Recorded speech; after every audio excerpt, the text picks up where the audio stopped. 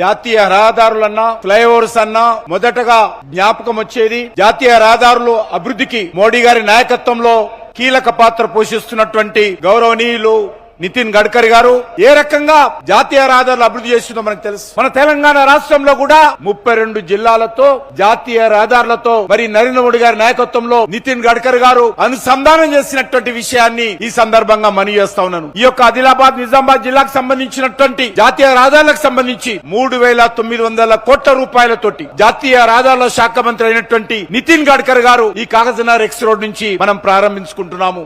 ఇక్కడి ప్రజలకు జాతికి నితిన్ గడ్కరీ గారు మనందరి సమక్షంలో అంకితం చేయనున్నారు. నరేంద్ర మోడీ గారు వచ్చిన తర్వాత దేశంలో అనేక రకాల అభివృద్ధి కార్యక్రమాలు కొనసాగుతున్నటువంటి విషయాన్ని ఈ సందర్భంగా మనవి చేస్తున్నాను. ఈ రోజు తెలంగాణలో 5,000 కోట్ల రూపాయలతోటి జాతీయ రహదారులు నిర్మాణం చేసుకుని మనం ముందుకెళ్తున్నటువంటి విషయాన్ని ఈ సందర్భంగా మనవి చేస్తున్నాం. వాళ్ళు ఎక్స్ప్రెస్ వేలు కూడా ఈ రోజు నితిన్ గడ్కరీ గారు మరి మోడీ గారి ఆదేశాలతో నిర్మాణం చేస్తున్నటువంటి విషయాన్ని కూడా ఈ సందర్భంగా మనవి చేస్తున్నాను. ఈ రహదారులన్నీ కూడా ఏదో ట్రాన్స్పోర్టే కాదు, ప్రమాదాలు తగ్గాయి, వాహనాల యొక్క నైపుణ్యత పెరిగింది, ఎక్కువ కాలం కాలమానం అయ్యేటువంటి పరిస్థితి వచ్చింది, పెట్రోలియం ఖర్చు తగ్గింది, అండర్ పాసులు కావచ్చు, ఓవర్ బ్రిడ్జిలు కావచ్చు, ఎక్కడ కూడా లేదు అనకుండా కేంద్ర ప్రభుత్వం నిర్మాణం చేస్తున్నటువంటి విషయాన్ని ఈ సందర్భంగా మనవి చేస్తున్నాను. రోడ్డు రవాణా వ్యవస్థను సరళీకృతం చేసినటువంటి ఘనత మోడీ గారికి దక్కుతుందనే విషయాన్ని ఈ సందర్భంగా మనవి చేస్తున్నాను.